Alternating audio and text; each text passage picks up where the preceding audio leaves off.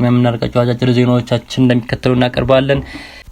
ዜናው ወደ እናንተ የሚመራው ያሬድ ሻምበል ነኝ። አዲስ ስለሆናችሁ ሰብስክራይብ እና ደውል ምልክቱን በመንካት ቤተሰብ ይሁኑ። ተሳትፎ የሚያረጋግጥ ፍትሃዊና አካታች የዓለም ስርዓት እንዲኖር በጋራ ለመስራት ቁርጠኝነት አሉ ፕሬዝዳንት ታዬ አጽቀሥላሴ። ፕሬዝዳንቱ በአንጎላ ሉዋንዳ እየተካሄደ በሚገኘው 7ኛ አፍሪካና የአውሮፓ ህብረት የጋራ ስብሰባ ላይ ባደረጉት ንግግር ፍትሃዊና አካታች የዓለም ስርዓት እንዲኖር በጋራ መስራት እንደሚገባ አሳስበዋል።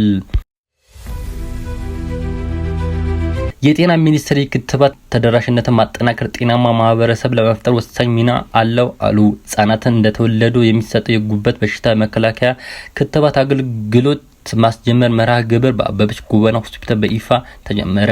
በማስጀመር መርሃ ግብር ላይ የጤና ሚኒስትር ዴኤታ ዶክተር ደረጀ ዱጉማ እንዳሉት የጤና ማህበረሰብ ለመፍጠር የሚያስችል ተግባር ትኩረት እንደሚገባው ገልጸዋል። ለማቅረብ የተጀመረው ጥረት መጠናከር አለበት አሉ። የንግድ እና ቀጠና ትስስር ሚኒስትር ካሳሁን ጎፌ፣ ዶክተር ምክትል ጠቅላይ ሚኒስትር ተመስገን ጥሩነህ ጨምሮ ከፍተኛ የመንግስት የስራ ኃላፊዎች፣ ቡና አምራቾች፣ ላኪዎች እና የዘርፍ ባለድርሻዎች በተገኙበት ሀገር አቀፍ የቡና ኤግዚቢሽን እውቅና መርሃ ግብር እየተካሄደ ይገኛል። የኢትዮጵያ አህጉራዊ ነጻ የንግድ ቀጠና ተግባር ውጤታማ በማድረግ በአህጉሪቱ የገበያ ያሉትን ተወዳዳሪነት ለማሳደግ በቅንጅት መስራት አስፈላጊ ነው አሉ የውጭ ጉዳይ ኢንስቲትዩት ዋና ዳይሬክተር ጃፈር በድሩ።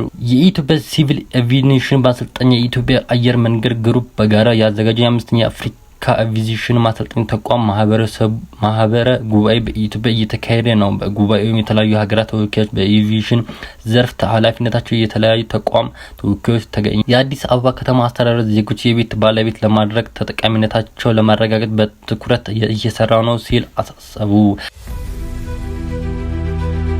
በአስተዳደሩ በመንግስት በበጎ ፍቃድ እና በግል ገንቢዎች ትብብር በርካታ ቤቶች በመገንባት ዜጎች በፍትሃዊነት ተጠቃሚ መሆናቸውን አመልክተዋል። በዚህም በተለያዩ አማራጮች ቤቶችን በመገንባት የመኖሪያ ቤት አቅርቦት በማሻሻል አመርቂ ውጤታሞች ስለመገኘታቸውን ጠቁመዋል።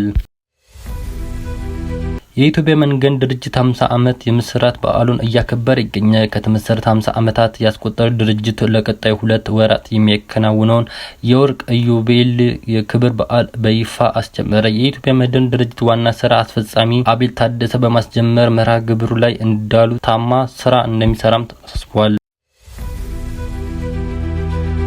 ጠቅላይ ሚኒስትር አብይ አህመድ ከአሜሪካው የአፍሪካ እዝ አዛዥ ጄኔራል ዲግቪን ኤርኤም እንዳረሰን ጋር ተወያይተዋል።